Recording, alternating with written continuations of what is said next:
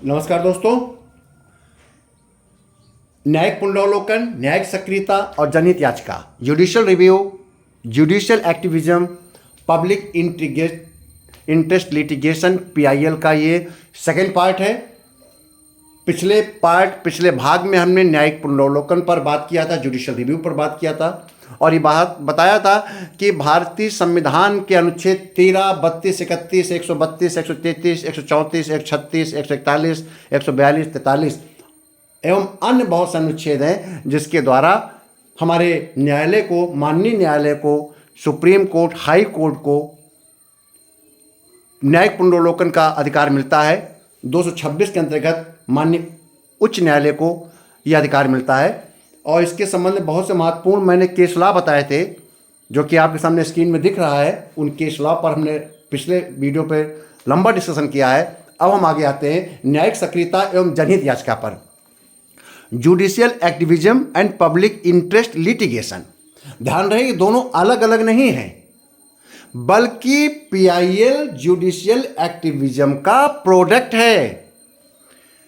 PIL उत्पाद है।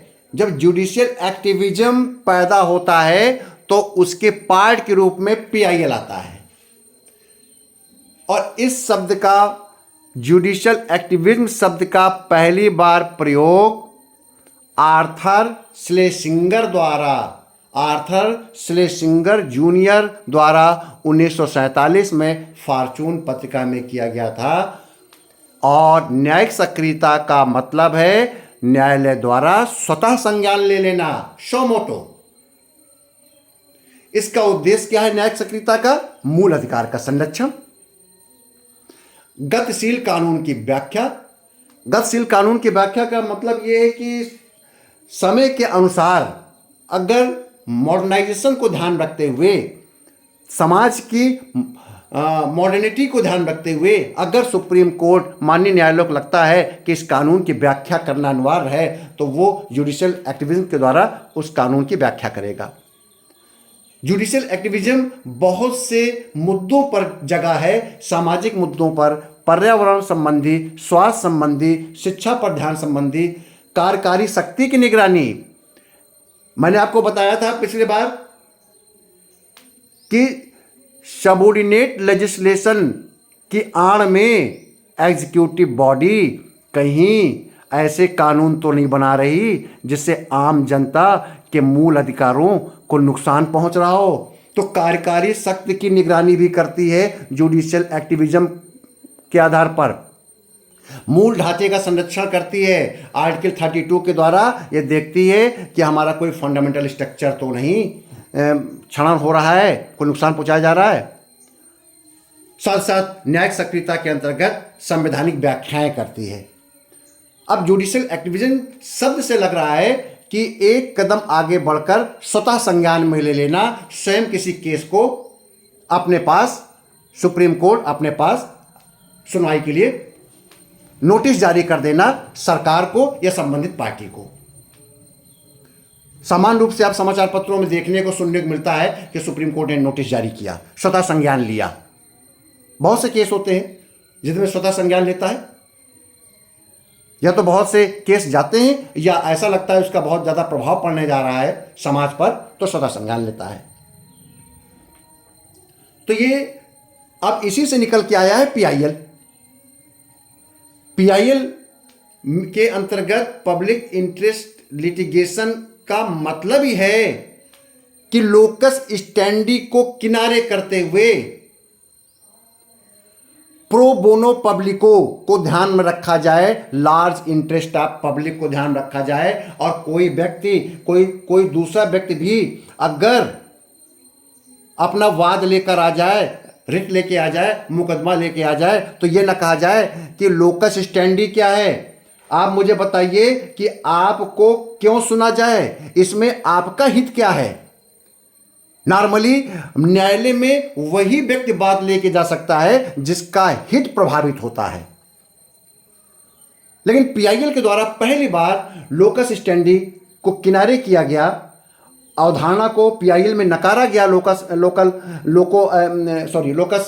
Standi को, और यह कहा गया कि अगर सार्वजनिक हित का मुद्दा है और वो उद्देश्य निजी हित का ना हो, उसका उद्देश्य व्यापक हो, तो पीआईएल के रूप में उसको स्वीकार किया जाएगा, जिसको हम लीगल शब्द में बोलते हैं प्रो बोनो पब्लिको।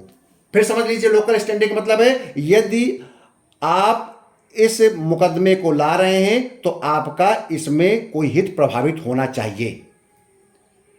लेकिन पीआईएल में लोकस स्टैंडी को नजरअंदाज किया जाता है और लार्जर इंटरेस्ट ऑफ पब्लिक देखा जाता है, क्या ये लोकहित में है, प्रो बोनो पब्लिको है।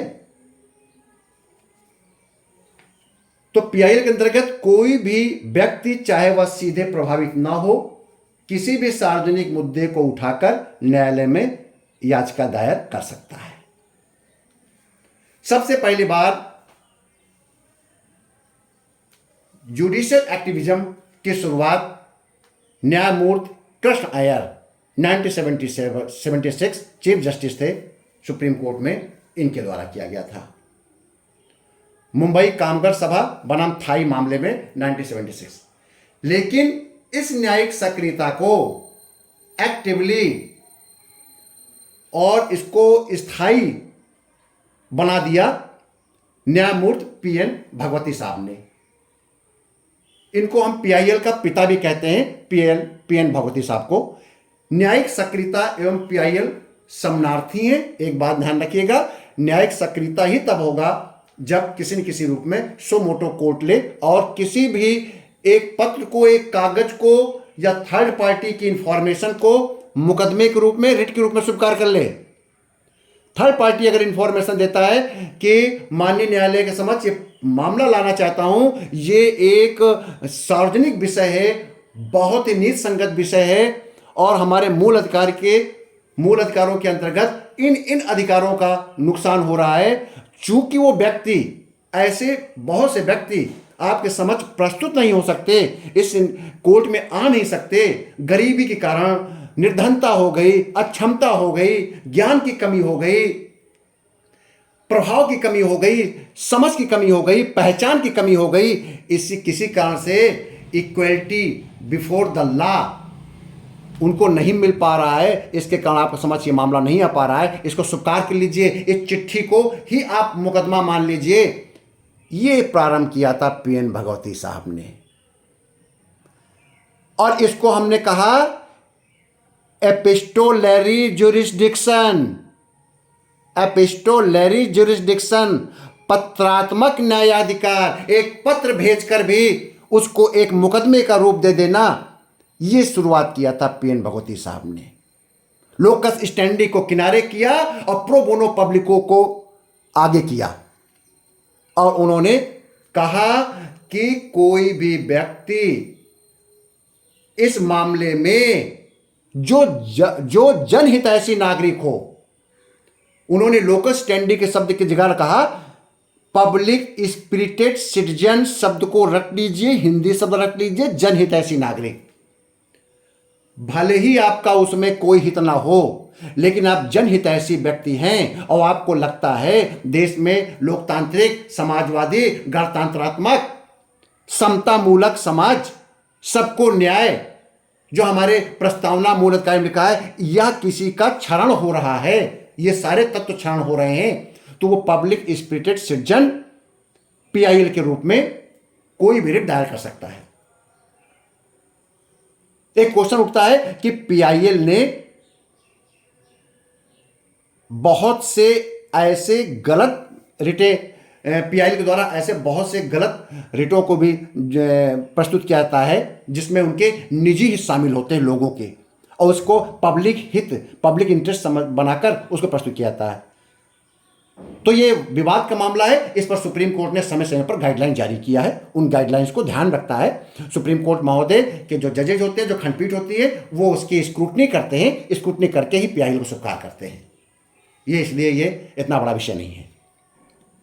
तो आप समझ गए, भारत में न्यायिक सक्रियता की शुरुआत 1976 में हुई कृष्ण अय्यर के द्वारा मुंबई कामगार सभा बनाम थाई मामले क्षेत्र में, और इसको स्थायी रूप दिया पीएन भगवती ने, जिनको पीआईएल का पिता कहा जाता है। इसमें इन्होंने लोको स्टैंडी की जगह पर पब्लिक स्पिरिटेड सिटीजनशिप को महत्व दिया और इनके द्वारा ही इपिस्टोलरी जुरिस्डिक्शन को जन्म दिया गया। अब आते हैं इसके महत्वपूर्ण वाद। आपको बता दूं, पहला ऐसा महत्वपूर्ण वाद है पीआईएल और जुडिशियल एक्टिविज्म का, हुसैन आरा बनाम बिहार राज्य 1979।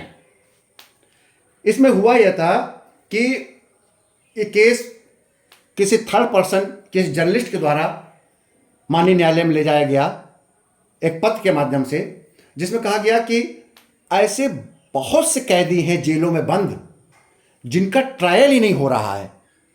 और ट्रायल इसलिए नहीं हो रहा है, उनके पास, उन कैदियों के पास पैसा नहीं है, वकील नहीं है, सुनवाई को उनको मौका नहीं मिल पा रहा है।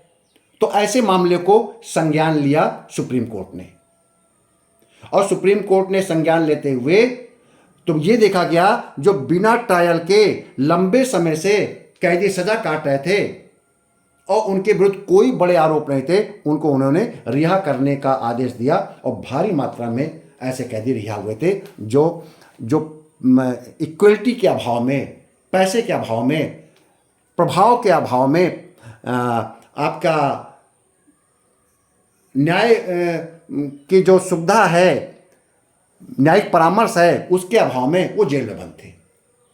तो पहली बार पत्रात्मक न्यायाधिकार का प्रयोग किया गया था, चूंकि पत्र भेजा था एक पत्रकार ने, इसको बोला गया एपिस्टोलरी, और इसको कहा गया, संज्ञान लिया गया एक पीआईएल के रूप में।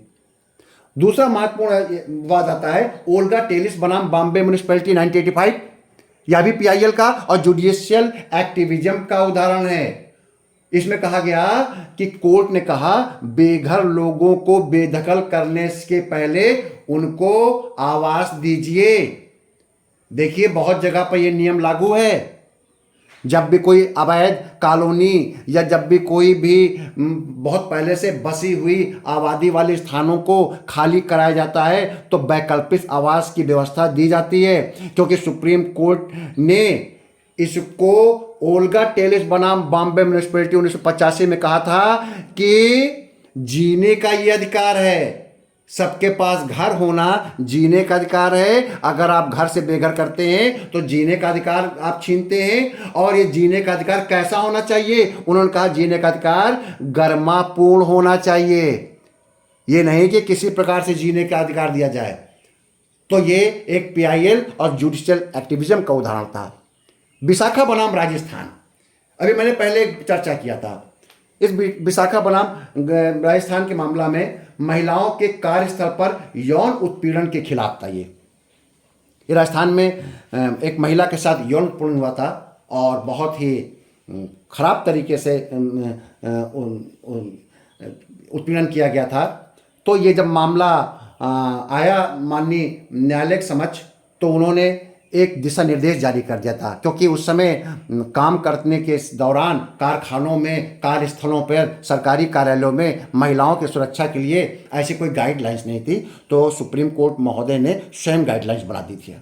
और आपको मैंने पहले बताया था अनुच्छेद 142 में कि कोई भी आदेश निर्देश, भले ही उसमें कानून में कहीं उसका उल्लेख ना हो, यदि सुप्रीम कोर्ट उसको निर्गत करेगा तो सबके द्वारा स्वीकार योग्य होगा।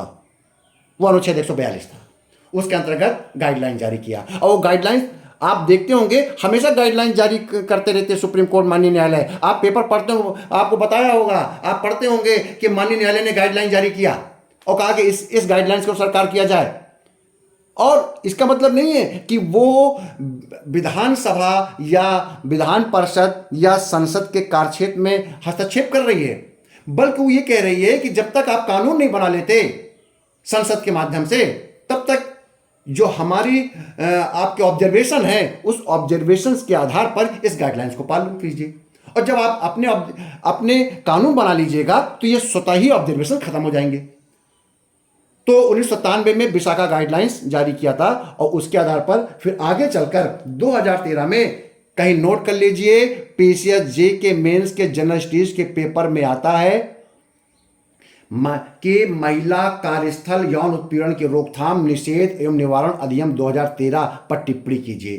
तो यही अधिनियम बनाया गया था, महिला कार्यस्थल यौन उत्पीड़न की रोकथाम, निषेध एवं निवारण। एक्ट 2013 पारित किया गया। इसमें गाइडलाइंस है, इसमें नियम है कि क्या क्या अगर किसी महिला के साथ किसी प्रकार का मिसबिहेव किया जाता है तो कौन सी नियम और कौन से प्रोसीजर लागू किए जाएंगे।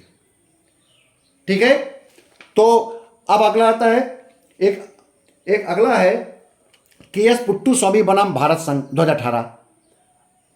इसमें भी पीआईएल के रूप में स्वीकार किया था और एक निर्णय दिया। जो महत्वपूर्ण निर्णय था वो निर्णय था निजता का अधिकार, राइट टू प्राइवेसी। आपने सुना होगा ये आर्टिकल 21 में कहा गया कि प्राइवेसी भी निजता के अधिकार में आता है। तो पीआईएल के ऐसे बहुत से उदाहरण हैं, कुछ उदाहरणों के बारे में मैंने आपको बताया। वैसे अभी एक प्रोटेक्शन ऑफ एनवायरनमेंट 2020 का लेटेस्ट मामला है, MC Mehta versus union of India, MC Mehta बनाम भारत संघ, जिसमें दिल्ली में प्रदूषण से संबंधित था। सुप्रीम कोर्ट ने कहा पराली जलाने और वाहनों के उत्सर्जन को रोका जाए और उसके लिए गाइडलाइन जारी की जाए कि कैसे इसको रोका जाएगा। तो आपको मैंने आज न्यायिक सक्रियता और जनहित याचिका पर एक संक्षिप्त व्याख्यान दिया। अब प्रश्न आता है कि इस पर प्रश्न बनते कैसे हैं। अब एक जगह कहीं नोट कर लीजिएगा जो प्रश्न आते हैं। जैसे न्यायिक पुनरावलोकन पर एक क्वेश्चन आएगा, जुडिशियल रिव्यू पर क्वेश्चन आएगा, न्यायिक पुनरावलोकन की अवधारणा भारतीय लोकतंत्र के लिए कितनी महत्वपूर्ण है। इस संदर्भ में भारतीय न्यायपालिका के कुछ महत्वपूर्ण निर्णयों पर चर्चा कीजिए। आप देखिए, आपका जो चार्ट बना हुआ है पहला ग्रीन से, उसमें पूरे प्रश्न का उत्तर यही है। कहता है कि कुछ महत्वपूर्ण निर्णयों पर चर्चा कीजिए। निर्णय महत्वपूर्ण लिखे हुए, 10 केस लॉ लिखे हुए। आप अगर 3 से 4 केस लॉ को मेरे व्याख्यान को हूबहू ऐसे लिखाएंगे तो आपको नंबर पूरे मिल जाएंगे। और न्यायिक पुनरावलोकन है क्या, उसको मैंने संक्षेप में बता दिया है। अनुच्छेद संबंधित आपको मैंने बता दिया। मेरे व्याख्यान को सुनिए और अनुच्छेदों को एक एक लाइन में लिख लीजिए। अगला आता है जुडिशियल एक्टिविज्म और पब्लिक इंटरेस्ट लिटिगेशन पर। तो मैं जुडिशियल एक्टिविज्म पर एक उदाहरण देता हूं प्रश्न का। ये सामान्य प्रश्न नहीं है, ये सिविल सर्विसेज मेंस एग्जाम में आए हैं। आईएएस के मेंस एग्जाम के मैं प्रश्न बोल रहा हूं आपको। क्वेश्चन आया कि न्यायिक सक्रियता की अवधारणा को स्पष्ट कीजिए। क्या आप मानते हैं कि भारतीय न्यायपालिका ने अपने न्यायिक सक्रियता के आधार का अतिरेक किया है? कभी कभी अतिरेक किया है। Explain the concept of judicial activism. Do you think the Indian judiciary system sometimes oversteps its boundaries under the guise of judicial activism? तो आप बताएंगे, कहता है कभी कभी। तो आप इन्हीं मामलों में 1 से लेकर 10 के मामलों में आप 1-2 उदाहरण आप सिद्ध करेंगे कि अतिरेक नहीं किया गया है। हाँ, कुछ ऐसे मामले हो सकते हैं जिस पर स्वयं गाइडलाइन जारी कर देना, अपने स्तर से गाइडलाइन जारी कर देना, तो ऐसे मामलों को आप इसमें बता सकते हैं। तो आप इस प्रकार के क्वेश्चन आते हैं। और पीआईएल पे क्वेश्चन जैसे आता है, पीआईएल का क्वेश्चन मैं बता रहा हूं, एक लिखिएगा, भारत में जनहित याचिका के विकास और उसके महत्व पर चर्चा कीजिए। आपके सामने विकास लिखा हुआ है और उसका महत्व भी लिखा हुआ है। इन्हीं शब्दों को आप विस्तार देना है जो आपके बोर्ड में लिखा हुआ है। इस पर कोई भी आप और विस्तार चाहते हैं तो कमेंट्स बॉक्स में मेरे लिखिएगा। जितना आप कमेंट्स बॉक्स में लिखेंगे, जो अपेक्षाएं करेंगे, वो अगले वीडियो में आपको मिल जाएगा। क्योंकि बोर्ड पर थोड़ा सा लिमिटेशन होती है, लेकिन आपकी अगर एक्सपेक्टेशंस होगी तो अगले वीडियो में उसको हम समाहित कर लेंगे। क्वेश्चन आया था कि भारत में जनहित याचिका के विकास और उसके महत्व पर चर्चा कीजिए। क्या आप मानते हैं कि पीआईएल न्यायिक सुधार का एक प्रभावी साधन है? बहुत अच्छा क्वेश्चन है।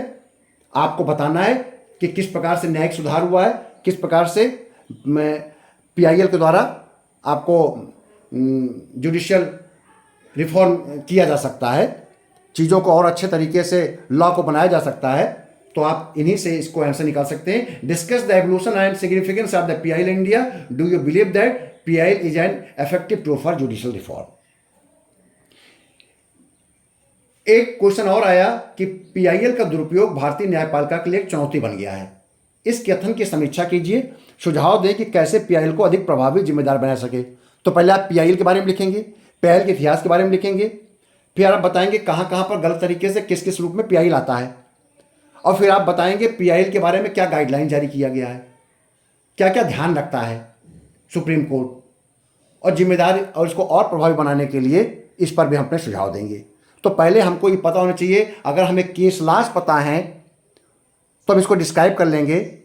आगे इन्हीं प्रश्नों पर जब हम प्रश्नोत्तर का सेशन लेंगे तो इन प्रश्नों के बेहतर उत्तर लिखने के तौर तरीके आपको बताएंगे कि इन प्रश्नों के उत्तर में हमको और क्या क्या चीज़ शामिल करना है।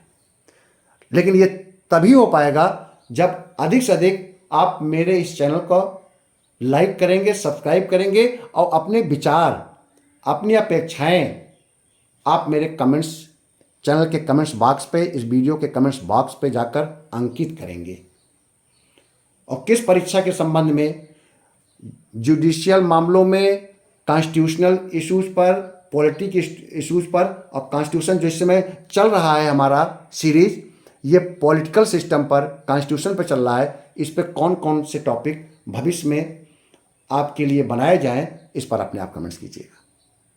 लाइक कीजिए, सब्सक्राइब कीजिए, ज़्यादा से ज़्यादा शेयर कीजिए, ये चैनल सब तक पहुँचे और उन तक अनिवार्य रूप से पहुँचे जो गांव में, खेतों में बिना संसाधनों के पढ़ रहे हैं, जिनके पास आर्थिक रूप से इतने सक्षम नहीं हैं कि बड़े बड़े कोचिंग संस्थानों में 3-3, 4-4 लाख रुपए की फीस जमा करके पढ़ें, और वो सक्षम है अपनी पढ़ाई के लिए, अपनी मेहनत पर उनको भरोसा है, तो वो ऐसे उन तक ये चैनल अनिवार्य रूप से पहुँचे।